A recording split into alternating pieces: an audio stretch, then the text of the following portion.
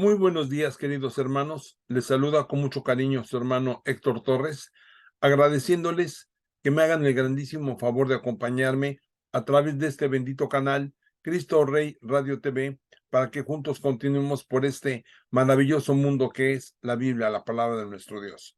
Muchas gracias, hermanos. Quisiera que me permitan leerles el Salmo 5. Dice, oración al despertar. Comencemos el día invocando a Dios para que sea nuestra luz y nuestra fuerza. Este es el momento para ir a la casa de Dios, su templo, donde está su luz y su fuerza a nuestro alcance. Señor, escucha mis palabras y a mi queja pon atención. Presta oído a mi clamor, oh mi Rey y mi Dios. Pues a ti te imploro, Señor. Desde la mañana oyes mi voz, desde la mañana te hago promesas y me quedo a la espera.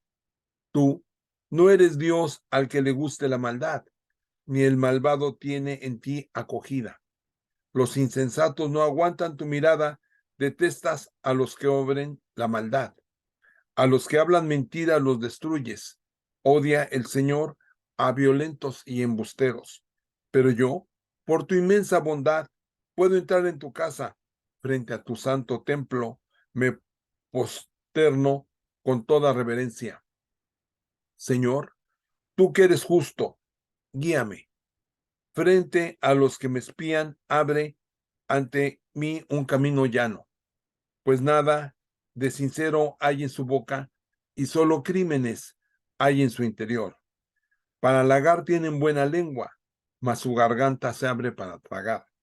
Castígalos, oh Dios, como culpables, haz que fracasen sus intrigas, échalos por sus crímenes sin cuento, ya que contra ti se han revelado. Que se alegren cuantos a ti se acogen, que estén de fiesta los que tú proteges y te celebren los que aman tu nombre, pues tú, Señor, bendices al justo y como un escudo lo cubre tu favor. Amantísimo Dios, bendito Padre Celestial, te doy las gracias, Señor, por estos queridos hermanos y hermanas que me hacen el favor de acompañarlo. También a los que nos van a acompañar en las días subsecuentes, en las clases que vienen, Señor. Bendícelos a todos ellos, protégelos, así como dice tu palabra aquí, que tú tienes como un escudo que los cubres a tu favor, Señor. Así te pido, Padre Santo, que pongas ese escudo y los protejas a todos ellos, Señor, especialmente a sus niños, Señor. Bendícelos, protégelos, permite que tu santa palabra penetre en sus corazones, Señor, de todos nosotros los que aquí te vamos a escuchar, Señor. Que esta palabra nos penetre, quede en nuestros corazones y nos sirva como ejemplo de lo que debemos de hacer y lo que no debemos de hacer. Bendito Padre Celestial, te pido que seas tú el que nos llenes de tu bendito Espíritu y que seas tú el que nos llenes de gracia y que seas tú el que en este momento pronuncie las palabras de tu santo libro. Te lo pido en el nombre de Cristo Jesús, nuestro Salvador. Amén. Bien, queridos hermanos, recordarán que terminamos en la semana anterior, terminamos Esdras y Nehemías. Recuerden que nosotros estamos utilizando la versión de la Biblia latinoamericana y yo me estoy apegando a el orden que trae los libros aquí. Y el libro que sigue es el libro de Macabeos. Este es un libro que viene siendo el último libro del Antiguo Testamento en general, pero nosotros lo tenemos en este orden después de Esdras y Nehemías, aunque pasó esto tiempo, muchos años después. Pero, repito, vamos a continuar y a respetar el orden que tenemos nosotros. Bien. Dice que después desde Nehemías, la provincia judía, sector extremo del imperio persa, se quedó durante 3 siglos y medio al margen de la historia. Los de mayor iniciativa se dedicaron al comercio y salieron de su país para establecerse en todos los centros urbanos alrededor del mar Mediterráneo. Sin embargo, una revolución silenciosa ya estaba afectando a los países de Oriente. La cultura griega llamada helenismo penetraba los ambientes del comercio, los poderosos y los sacerdotes, propulsados por sus realizaciones artísticas y su eficiencia en el terreno económico, pregonaban la confianza en las posibilidades del hombre, la supremacía de la razón, la superación de los individualismos nacionales, presentando con esto un serio desafío a la cultura y a la fe de los judíos. En el año 333 a.C., Alejandro el Magno, dueño de Grecia, empezó a recorrer los países del Medio Oriente, derrotando todos los ejércitos enemigos. Cuando murió a la edad de 30 años, dueño del imperio persa, sus generales se repartieron sus conquistas. La provincia judía en un comienzo perteneció a los Ptolomeos establecidos en Egipto, que se conformaron con sacar de ella el máximo de impuestos, apoyándose en las familias judías más pudientes ya conquistadas por el helenismo. En el año 197, los antíocos de Siria vencieron a los egipcios y les arrebataron Palestina.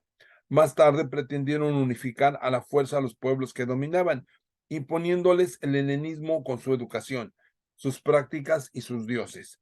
Una crisis profunda se produjo entonces en Israel. Mientras unos preferían conseguirse los favores del poder, la persecución causó un levantamiento de creyentes encabezados por la familia de los macabeos. El primer libro de los macabeos, reconocido como uno de los más perfectos de la historia antigua, nos relata los sucesos de la guerra y las hazañas de los 5 hermanos macabeos, del año 170 al año 130 a.C. Voy a presentarles un pequeño video.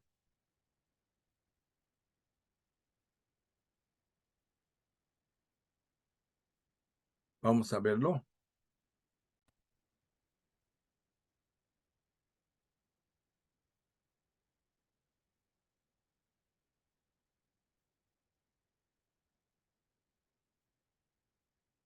Algo pasó.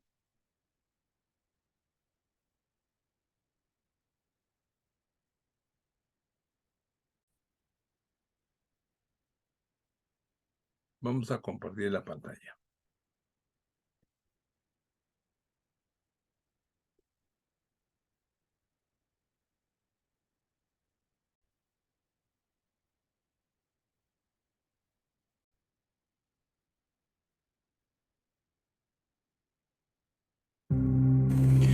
El autor es desconocido, pero se trata sin duda de un judío que vivía en Jerusalén, que conocía Palestina y escribió esta obra con el fin de exaltar a estos héroes de la familia de los macabeos en su lucha por la independencia. El libro fue compuesto alrededor del año 100 a.C. Refiere a los acontecimientos que van desde la ascensión al trono de Antíoco Epifanes en el año 175 a.C. hasta la muerte de Simón, el último sobreviviente de los hermanos macabeos, en el año 134 a.C. Muy posiblemente el autor recopiló testimonios de algunos de los combatientes de esa época. También tuvo acceso a los archivos del Templo de Jerusalén, donde se conservaban los anales de los sumos sacerdotes y otros textos oficiales citados en el libro. También utilizó un documento de la corte seleucida, que le permitió reconstruir la cronología de los hechos. Cuando murió Alejandro Magno, el imperio se dividió entre sus generales de confianza. Comenzó un periodo llamado helenización, en el cual los pueblos que estaban dentro del imperio comenzaron a tomar las costumbres de la cultura griega.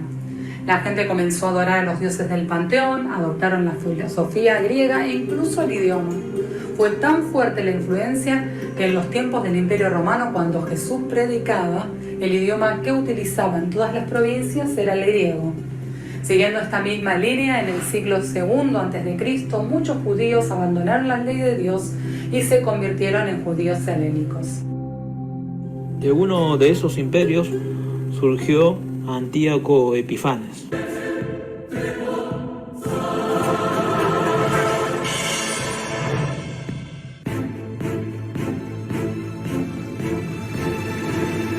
Antíoco Epifanes cometió aberraciones y profanaciones, los cuales nunca se habían visto en Jerusalén.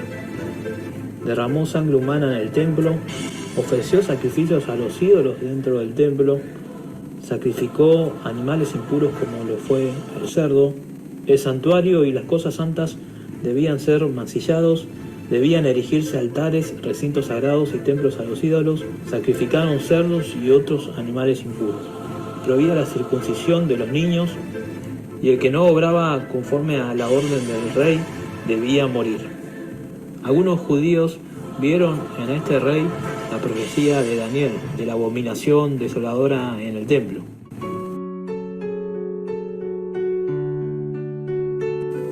En este contexto es donde se levanta Matatías y sus hijos, y ellos, juntos a otros judíos fieles a la ley, conformaron una fuerza formidable y comenzaron a derribar todos los altares de la nación. Pero al año, Matatías, el padre, muere por causas desconocidas, aparentemente por ser de avanzada edad. Al morir su padre en el 166 a.C., el más conocido de los macabeos, Judas, se pone al frente de las improvisadas tropas judías. En este tiempo es donde se organiza la resistencia y donde él impulsa una irresistible lucha por la independencia nacional, considerada como el único medio para alcanzar la libertad religiosa. Comenzó entonces la guerra contra los generales de Antíoco Epifanes.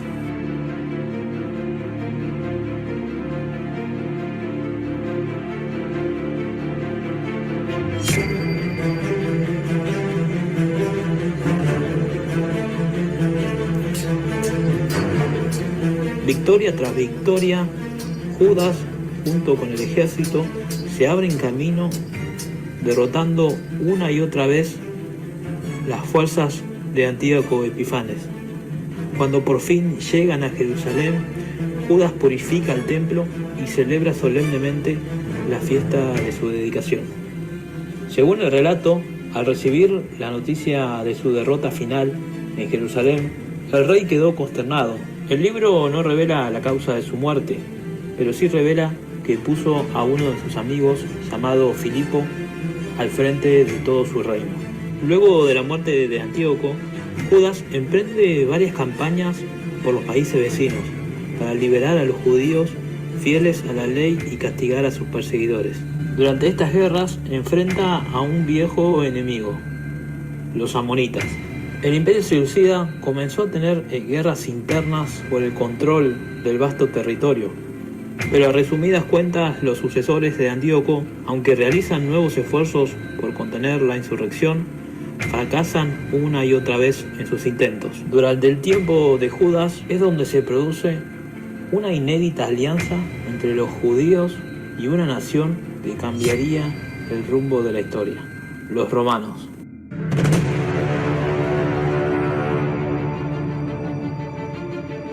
Incluso interceden por los judíos ante Demetrio, uno de los sucesores de Antíoco Epifanes, haciéndoles saber que los judíos ahora eran sus aliados. Y es justamente en una de las tantas batallas que libró Judas contra Demetrio, en donde encuentra su muerte en batalla. Resurge el partido helenista en Jerusalén. Es entonces cuando los judíos helenistas comienzan a perseguir a los judíos fieles a la ley. Jonatán Macabeo huye al desierto junto a los fieles para continuar con la lucha religiosa. Jonatán no poseía la grandeza heroica de su ardiente hermano Judas. Se vio favorecida por las decisiones entre los pretendientes al trono de Siria, que le permitieron concluir con ellos una serie de acuerdos ventajosos. Así él pudo dilatar progresivamente el territorio sometido a su control y gobernar Israel con un amplio margen de autonomía. Durante su jefatura es donde muere otro de los hermanos de los macabeos, Juan. Sin duda obtuvo menos victorias en comparación con su hermano Judas, pero como dijimos, logró hacer un pacto con Demetrio, el cual le permite volver a Jerusalén como sumo sacerdote y nada más ni nada menos que como gobernante. Durante su tiempo como gobernante, Jonatán renovó su alianza con los romanos y forjó otra alianza con los espartanos.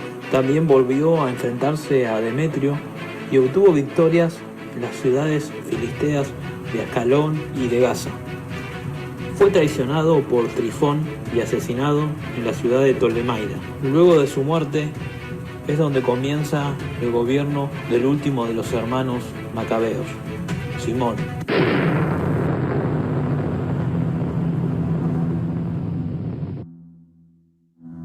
También lo sucede en el sumo sacerdocio. Mientras tanto, el imperio seleucida se debatía en un laberinto de conflictos internos. En lo político, Simón mantiene relaciones diplomáticas con los sirios, con los romanos y espartanos, y logra que estos reconozcan su autoridad. Simón es proclamado entonces jefe político y religioso de la nación. Conquistó Gazara e hizo un acuerdo con Demetrio II. Murió traicionado por su propio yerno, quien también asesinó a 2 de sus hijos. Lo último que nos menciona en cuanto a lo histórico es que el hijo de Simón, Juan, es quien lo sucede. El segundo libro de los Macabeos no es la continuación del primero, sino en parte paralelo a él, ya que se refiere a los mismos acontecimientos del período comprendido entre el año 175 y el 160 a.C., tomados de un poco más atrás y relatados con un estilo diferente. Este libro pertenece a un género literario muy difundido en aquella época, denominado historia dramática, en el cual la narración de los hechos históricos se convierte en un medio para conmover, entusiasmar o edificar al lector. El autor trata de inculcar el amor y la devoción hacia el templo de Jerusalén, lo que era el centro de la vida del pueblo judío. El libro menciona algunas cosas únicas, como lo son las memorias de Nehemías, en donde se relata cómo es que Nehemías fundó una biblioteca en la que reunió los libros que tratan los reyes, los libros de los profetas y los libros de David, así como también las cartas de los reyes sobre las ofrendas. También el autor hace referencia a un libro del cual él obtiene la historia, que son los 5 libros de Jasón de Cirene. El autor declara que él está haciendo un resumen de estos libros en uno solo.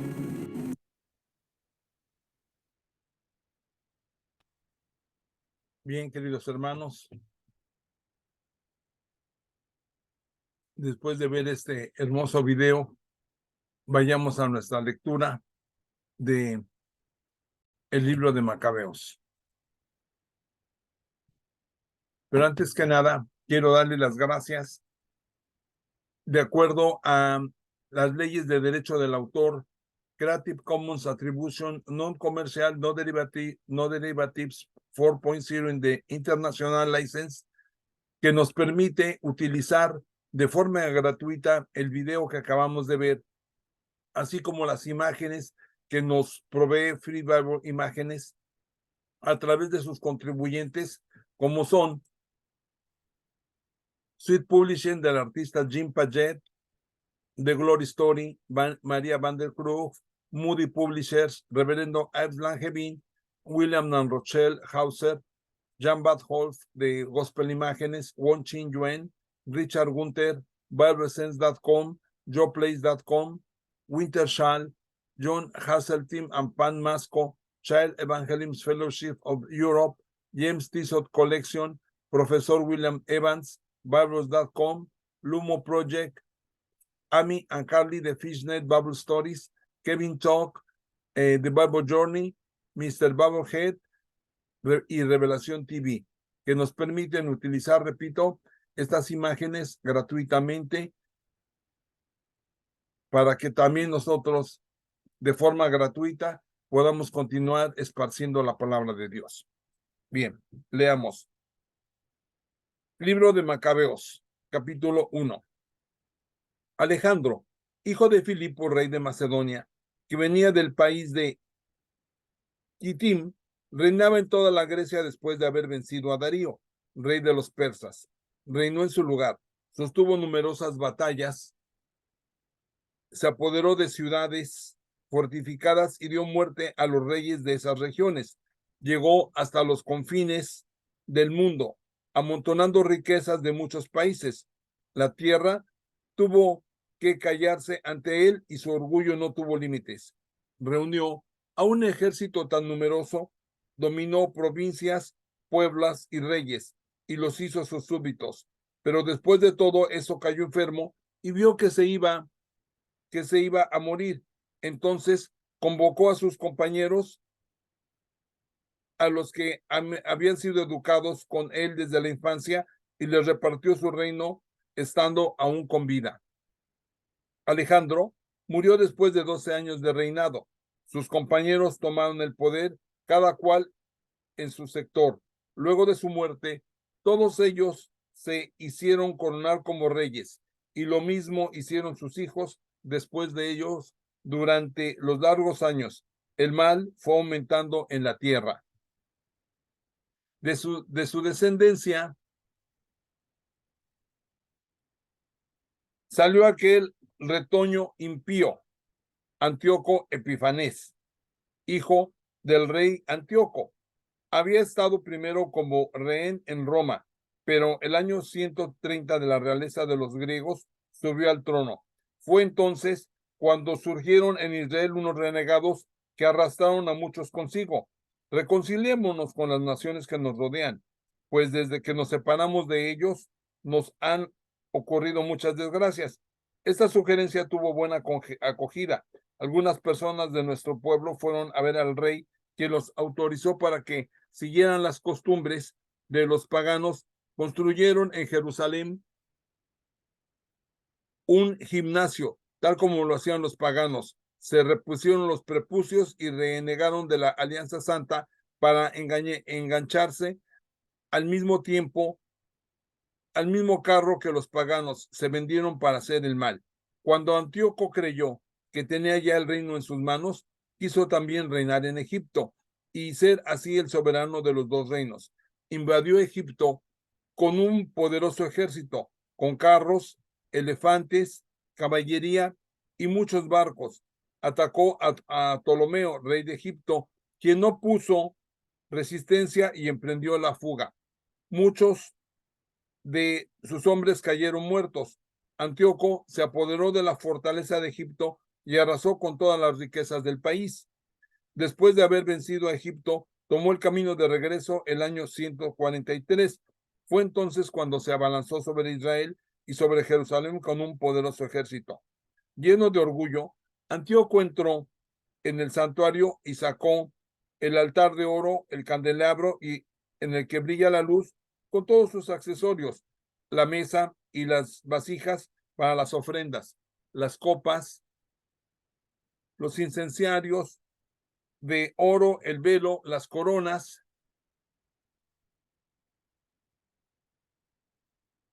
Arrancó todas las placas de oro que adornaban la fachada del templo.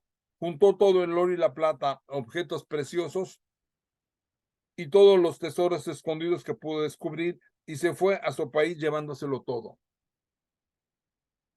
Derramó mucha sangre e hizo declaraciones injuriosas contra Dios. Todos los pueblos de Israel están de duelo. Los jefes y los ancianos gimen, las muchachas y los jóvenes están mancilentos y las mujeres han perdido su belleza. Las canciones de boda se han cambiado de lamentaciones y los recién casados están de duelo en su pieza. La tierra se estremece al ver quienes la ocupan y toda la casa de Jacob está cubierta de vergüenza. 2 años después, el rey envió a un jefe de la ciudad de Judá, quien llegó a Jerusalén con un poderoso ejército. Engañó a los habitantes con palabras pacíficas, pero cuando se hubo ganado su confianza, se lanzó por sorpresa sobre la ciudad, la castigó brutalmente y dio muerte a mucha gente de Israel. Saqueó la ciudad, la incendió, demolió sus casas y sus murallas. Sus soldados se llevaron cautivas a las mujeres y a los niños y arriaron con todo el ganado. Después reconstruyeron la ciudad de David, haciendo allí una fortaleza con una muralla muy ancha y con poderosas torres. Dentro de la fortaleza pusieron gente sin conciencia, a renegados que se hicieron fuertes ahí. Almacenaron allí almas y provisiones y amontonaron dentro todo lo que habían reunido en Jerusalén. Pasó a ser una terrible amenaza. Era un peligro para el lugar santo y el enemigo amenazaba desde allí a Israel a cada momento. derramaron sangre inocente alrededor del santuario, profanaron el lugar santo. Los habitantes de Jerusalén huyeron y ésta se convirtió en una guarida de extranjeros. Pasó a ser una extranjera para sus hijos y estos la abandonaron. Su templo se convirtió en un desierto.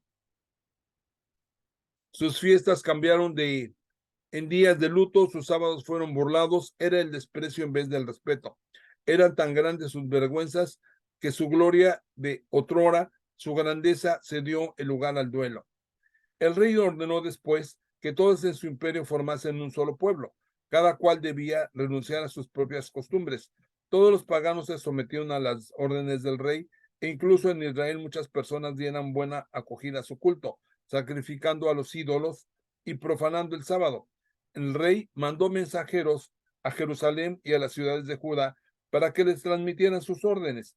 En adelante tenían que seguir costumbres extranjeras, acabar con los holocaustos del templo, los sacrificios y las libaciones. Había que profanar los sábados y las fiestas, ensuciar el santuario y todo lo que es santo, instalar altares, lugares de culto y templos a los ídolos, inmolar cerdos y animales impuros. Debían dejar sin circuncisión a los hijos y ensuciarse con toda clase de impurezas y profanaciones. En una palabra, tenían que olvidarse de la ley y enterrar todas sus prescripciones. El que no obedeciera las órdenes del rey debería ser condenado a muerte. Así se expresaban las cartas que envió el rey a todo su reino. Le impuso inspectores a todo el pueblo y ordenó a todas las ciudades de Judá que ofrecieran sacrificios. Mucha gente del pueblo obedeció. Todos aquellos que abandonaron la ley hicieron el mal en el país, obligando a Israel a esconderse en refugios. El día 15 del mes de Kisliu, el año 145, el rey instaló la abominación de la desolación en el altar de los holocaustos y se levantaron altares en las ciudades vecinas de Judá. Se quemaron inciensos en las puertas de las casas y en las plazas se rompían y se echaban al fuego los libros de la ley cuando se los encontraba, y así se descubría en la casa de alguien un libro de la alianza, o si alguien obedecía a la ley de Dios, se le condenaba a muerte según el decreto del rey.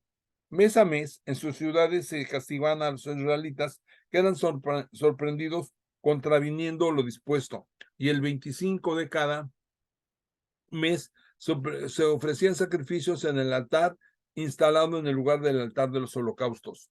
Según esa ley, se condenó a muerte a mujeres que habían hecho circuncidar a sus hijos, junto con sus niñitos abrazados a su cuello. También eran condenados a muerte sus familiares y los que habían hecho la circuncisión. A pesar de todo eso, muchos continuaron siendo fieles en Israel y fueron lo bastante valientes como para no comer alimentos impuros. Preferían morir antes que volverse impuros con alimentos que iban en contra de la Alianza Santa, y fueron ejecutados. Esto fue una gran prueba para Israel.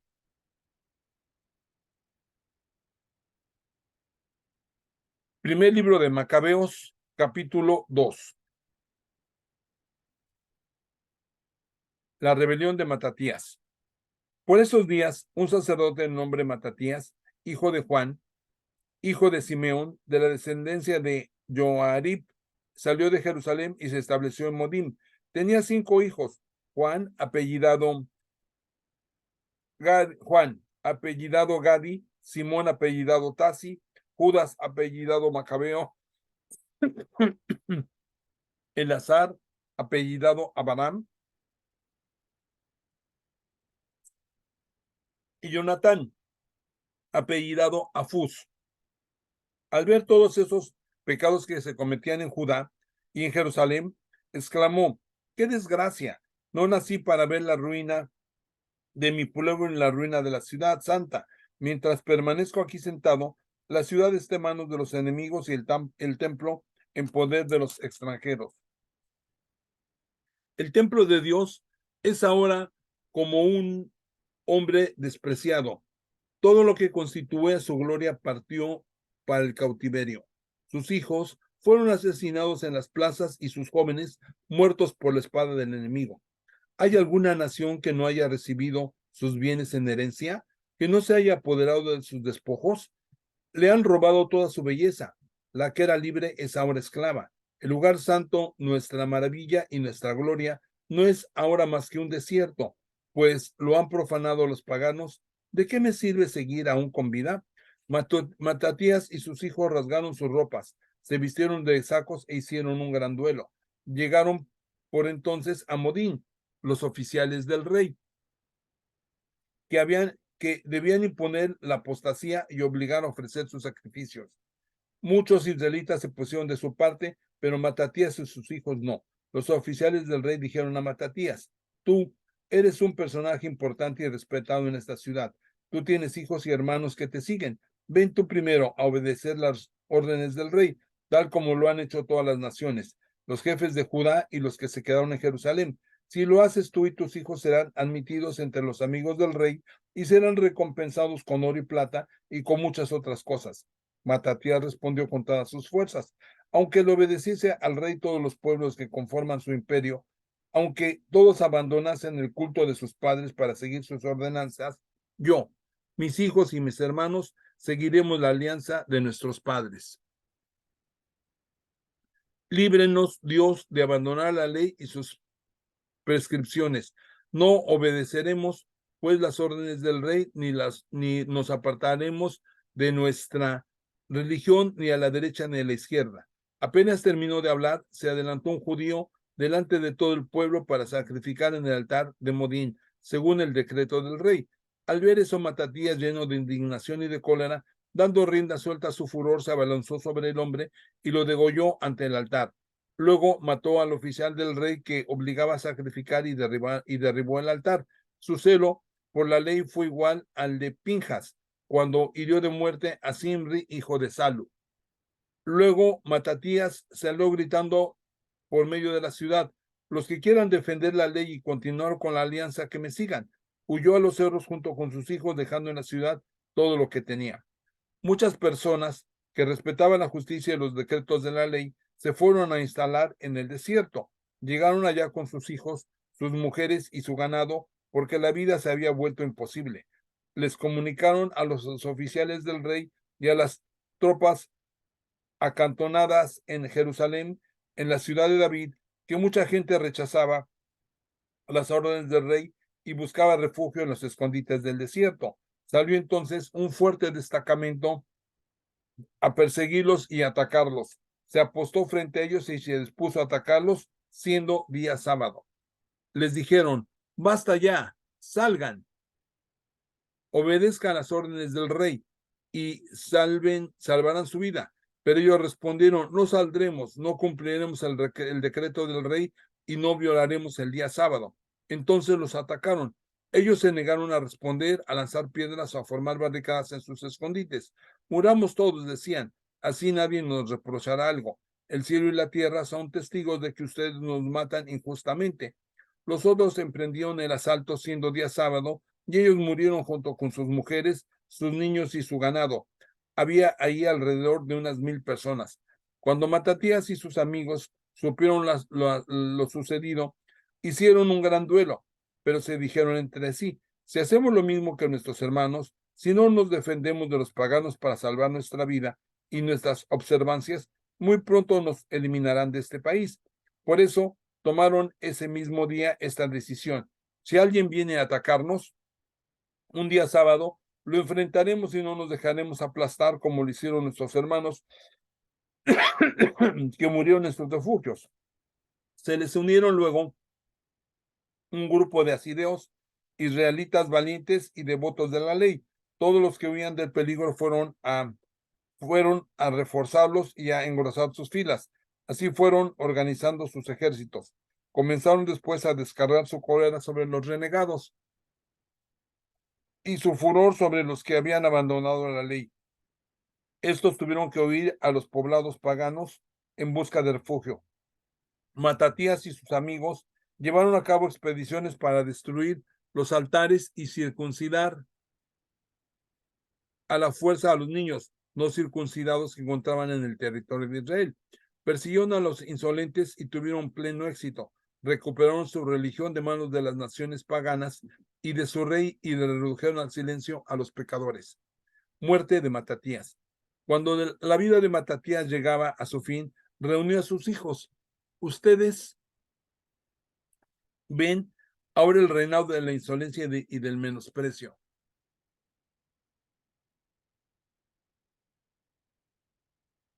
Les dijo, el tiempo de los trastornos y el desborde de la cólera. Ustedes, hijos míos, dedíquense por entero a la ley y den sus vidas por la alianza de nuestros padres. Acuérdense de lo que nuestros padres realizaron en su tiempo y consiguieron una gran gloria y un enorme y un hombre inmortal. Abraham fue hallado fiel en su prueba y por eso fue considerado como un justo. José, en el tiempo de la desgracia, supo cumplir la ley y llegó a ser dueño de Egipto. Pinjas, nuestro padre, ardía de celo y recibió por eso la alianza de un sacerdocio eterno. Josué cumplió fielmente su misión y llegó a ser juez de Israel. Caleb proclamó la verdad en medio de la asamblea y recibió una herencia en el país. David, por su piedad, recibió un trono real que perdurará más allá de los siglos. Elías, que ardía de celo por la ley, fue llevado al cielo. Ananías, Azarías, Misael tuvieron confianza y fueron salvados de las llamas. Daniel, que no transigió, fue salvado de las fauces de los leones. Sepan pues que de generación en generación los que esperan en Dios no serán vencidos. No teman las amenazas de un hombre que va en contra de Dios, porque su gloria terminará en la basura y en la podredumbre. Hoy lo honran, pero mañana ya nadie lo conoce. Volverá al polvo de donde salió y nada quedará de sus proyectos. Hijos míos, sean pues valientes y sigan fieles a la ley, porque de ella provendrá su gloria. Miren a su hermano Simeón, que sé que tiene buen criterio. Háganle siempre caso, él será un padre para ustedes. Judas Macabeo ha sido valiente desde su infancia. Él será el comandante del ejército. Él dirigirá la guerra contra las naciones. Vayan a reunir a todos los que observen la ley y vengan a sus pueblos. Devuelvan a las naciones paganas el mal que le hicieron a ustedes y manténganse firmes a los mandamientos de la ley. Luego los bendijo y fue a reunirse con sus padres. Murió el año 146. Lo enterraron en la tumba de sus padres en Modim, e Israel hizo un gran duelo para él.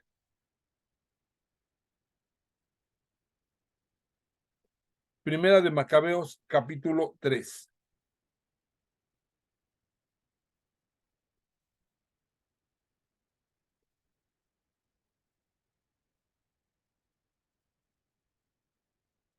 Judas Macabeo. Lo reemplazó su hijo Judas, por sobrenombre Macabeo. Sus hermanos y todos los que estaban con su padre le entregaron su apoyo y llevaron exitosamente la lucha de Israel. Expandió la fama de su pueblo. Era un gigante cuando se ponía la coraza y tomaba sus armas para entrar en batalla. Su espada protegía el campamento de Israel. En las batallas era como un león, como un leoncito que ruge tras su presa. Perseguía a los renegados, buscando y condenando a la hoguera a los que perturbaban a su pueblo. Sembró el terror entre los renegados, los que habían transgredido la ley, estaban aterrorizados y gracias a él se logró la liberación. Les amargaba la vida a los reyes, pero sus hazañas eran motivo de alegría para Jacob. Su memoria será bendita para siempre. Recorrió las ciudades de Judá, exterminando a los impíos y apartando de Israel la cólera divina. Reunió a los que estaban perdidos y su fama alcanzó hasta los confines del mundo. Primeras victorias. Apolonio reunió a los paganos y a mucha gente de Samaria para luchar contra Israel. Cuando lo supo Judas, salió a su encuentro, lo atacó y le dio muerte. Muchos cayeron heridos de muerte y los demás huyeron. Cuando se recogieron los despojos, Judas tomó para sí la espada de Apolonio.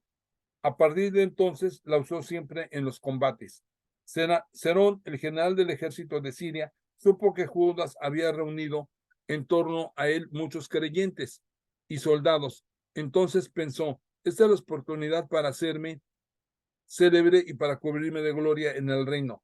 Voy a combatir con Judas y sus hombres que desprecian las órdenes del rey.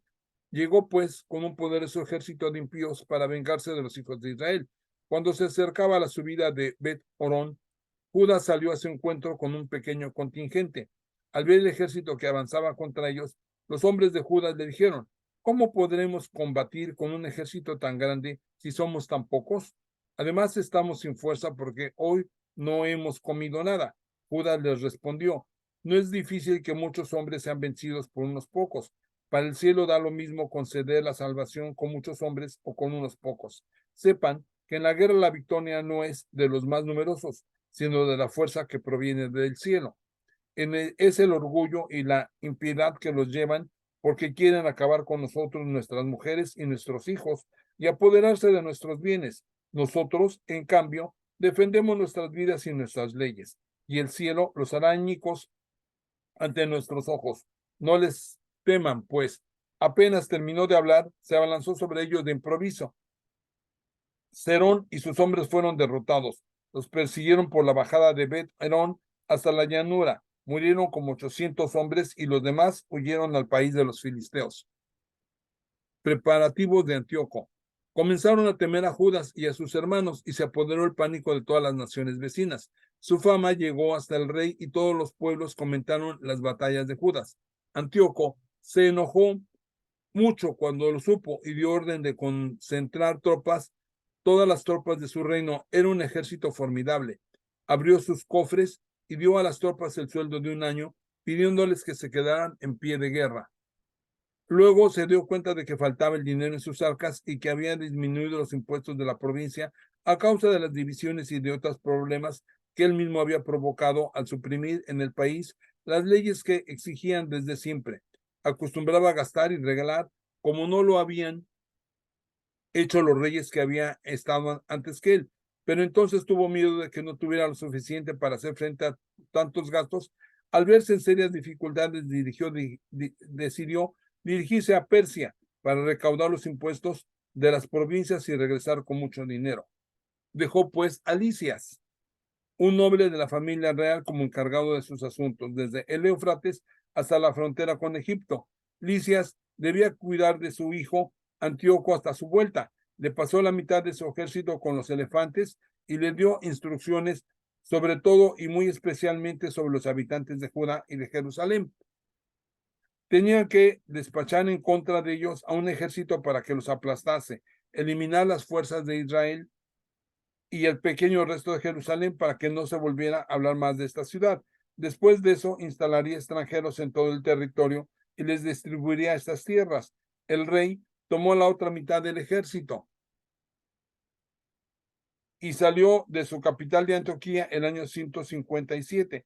Atravesó el Éufrates y se adentró en las provincias de la montaña.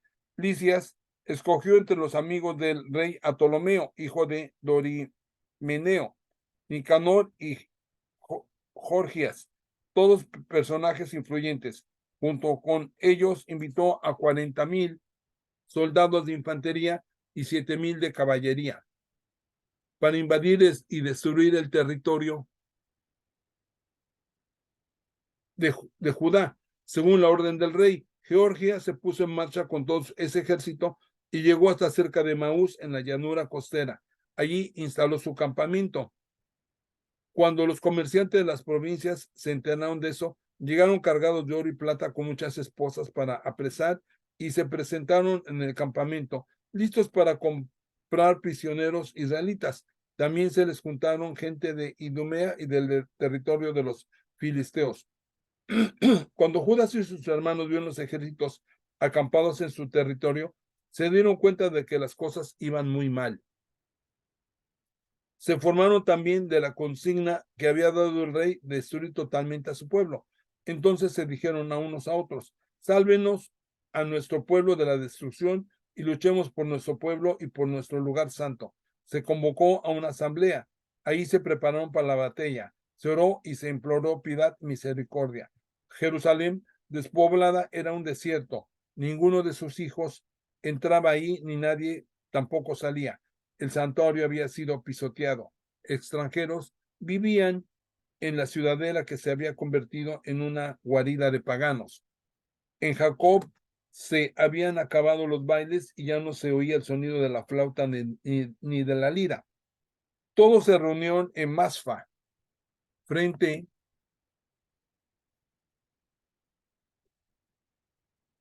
a Jerusalén, porque Masfa había sido antes un lugar de oración para Israel.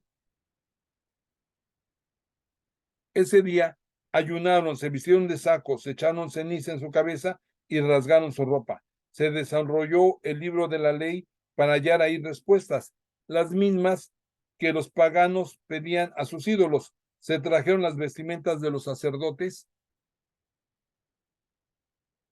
primicias y diezmos. También pidieron que fueran hallados nazireos que habían terminado el tiempo de su manda. Y todos se pusieron a clamar al cielo diciendo, ¿qué haremos con esta gente? ¿A dónde los llevaremos? Tu lugar santo ha sido pisoteado y profanado. Tus sacerdotes están de duelo, humillados. Las naciones se han aliado en contra de nosotros para hacernos desaparecer. Tú conoces bien sus intenciones. ¿Cómo podemos resistirles si tú mismo no vienes a ayudarnos? Entonces tocaron las trompetas y lanzaron grandes aclamaciones. Enseguida, Judas designó jefes para el pueblo, jefes de 1,000, de 100, de 50 y de 10. A los que estaban construyendo una casa o a los que habían casado recién o acababan de plantar una viña, y a todos los que tenían miedo les dijo que se volvieran a su casa, tal como lo autorizaba la ley. Después el ejército se puso en marcha y fue a acampar al sur de Emaús. Judas les dijo, cada cual tome su equipo y sean valientes, estén listos para pelear mañana en contra de nosotros para destruirnos a nosotros y a nuestro santuario. Es mejor para nosotros morir en la batalla que contemplar la destrucción de nuestro pueblo y de nuestro lugar santo, que sea lo que el cielo quiera.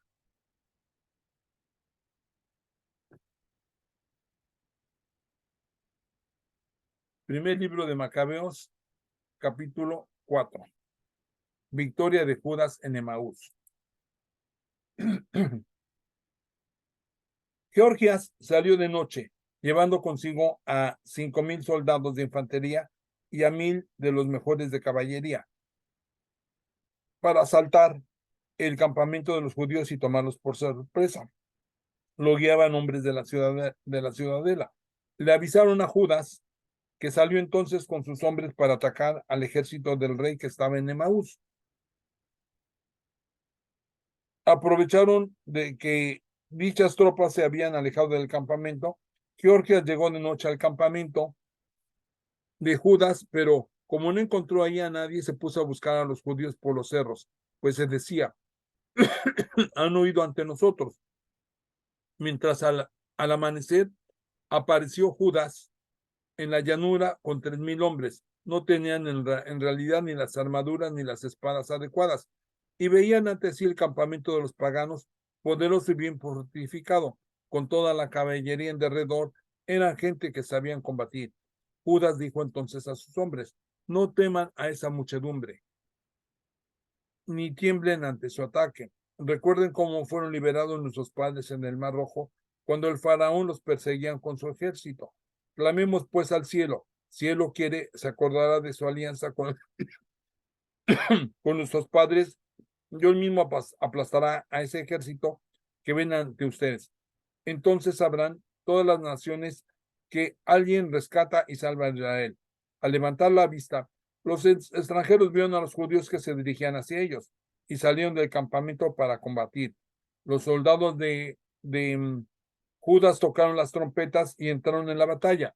Los paganos fueron derrotados y emprendieron la fuga a través de la llanura. Pero todos los rezagados cayeron bajo la espada. Los persiguieron hasta Gazer, hasta las llanuras de Idumea, de Azoto y de Jamnia. Hubo más o menos 3,000 muertos. Cuando volvió de la persecución con su ejército, Judas dijo al pueblo, todavía no es el momento de pensar en el pillaje, porque nos espera aún otro combate. Georgias y sus hombres están en los cerros, perdón, muy cerca de nosotros. Quédense listos para enfrentar a nuestros enemigos. Después de eso, podrán recoger el botín sin miedo. Recién había Judas pronunciado esas palabras cuando divisaron a las tropas enemigas, que los observaban de lo alto de los cerros. Habían visto que los suyos habían emprendido la fuga y que las llamas habían devorado su campamento. Les bastó con ver el humo para darse cuenta de todo. Ese espectáculo los llenó de terror. Pero cuando vieron en la llanura al ejército de Judas en orden de batalla, emprendieron la fuga hacia el territorio de los filisteos. Entonces Judas regresó para saquear el campamento. Juntaron muchas monedas de oro y plata, telas de púrpura violeta y de púrpura roja y muchas otras riquezas. A su regreso, los judíos alabaron y bendijeron al cielo cantando: es bueno, eterno es su amor. Ese día logró Israel una gran victoria. Los extranjeros que pudieron huir contaron a Lisias todo lo sucedido. Esa noticia lo molestó y lo desalentó, pues los asuntos de Israel no se habían desarrollado tal como lo deseaba y el resultado era todo lo contrario de lo que el rey le había ordenado. Al año siguiente, reunió Lisias a 60,000 de sus mejores hombres y a 5,000 soldados de caballería para acabar con los judíos. Llegaron a Idumea y acamparon en Betsur. Judas salió a ese encuentro con 10,000 hombres. Al ver ese poderoso ejército, hizo esta oración: tú eres bendito, tú que salvas a Israel. Tú hiciste fracasar el ataque del poderoso guerrero por medio de tu servidor David. Tú entregaste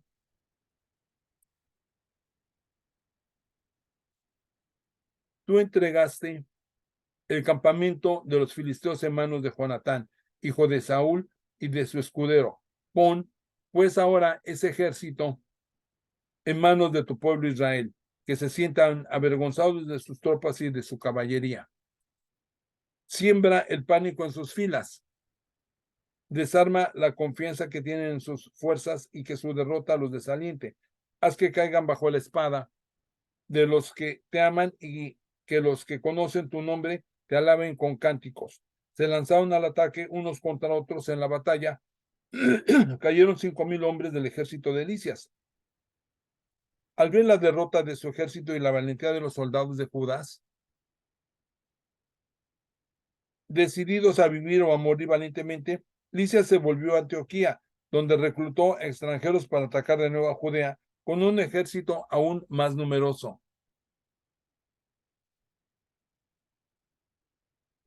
Judas purifica el templo. Judas y sus hermanos dijeron: aprovechemos ahora la derrota de nuestros enemigos para purificar el santuario y celebrar su consagración. Se reunió entonces todo el ejército y subió al cerro Sión. Ahí vieron que el lugar santo estaba abandonado. El altar había sido profanado, las puertas quemadas, en los patios crecían los arbustos como en el bosque o en un cerro, y los aposentos estaban destruidos. Entonces rasgaron sus ropas y hicieron un gran duelo, echándose cenizas en la cabeza. Se postraron con el rostro en tierra y al toque de las trompetas lanzaron gritos al cielo. Judas designó a unos hombres para que fuesen a combatir a la gente de la ciudadela mientras se limpiaba el santuario. Luego seleccionó a sacerdotes puros y llenos de celo por la ley, purificando el santuario, y echaron en un lugar impuro las piedras del altar pagano. Se preguntaron qué harían con el altar de los holocaustos, que había sido profanado. Tuvieron la buena idea de destruirlo porque era para ellos motivo de humillación el hecho de que los paganos lo hubieran manchado. Lo demolieron y depositaron las piedras de ese altar en el cerro de la morada, en un sitio conveniente, esperando que llegara algún profeta para que se pronunciaran al respecto. Tomaron piedras que no habían sido talladas, tal como lo manda la ley, hicieron un nuevo altar, según el modelo del anterior. Repararon el santuario y el interior de la morada y purificaron los patios. Después que hicieron nuevos utensilios sagrados, instalaron en el templo los candelabros, el altar de los perfumes y la mesa para los panes. Quemaron inciensos en el altar, encendieron las velas del candelabro que brillaron en el interior del templo. Pusieron en la mesa los panes, colocaron las cortinas y terminaron todo su trabajo. el 25 del noveno mes, llamado el mes de Quiseo, el año 148, se levantaron de madrugada y ofrecieron un sacrificio como lo manda la ley, en el nuevo altar de los holocaustos que habían hecho. La inauguración del altar fue al son de cantos de cítaras y arpas y címbalos. En el mismo mes y día en que habían sido profanados por los paganos, todo el pueblo se postró para adorar y elevó su cabeza al cielo, que había permitido todo esto. Durante 8 días celebraron la consagración del altar, ofrecieron holocaustos con alegría y también un sacrificio de comunión y acción de gracias. Decoraron la fachada del templo con coronas de oro y con escudos repararon las entradas y pusieron puertas a las piezas. El pueblo estaba muy alegre. Ya se habían borrado la vergüenza que les había infligido los paganos.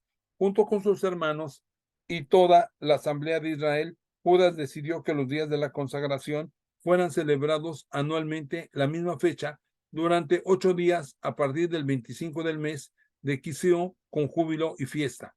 Por esos días rodearon de murallas y de torres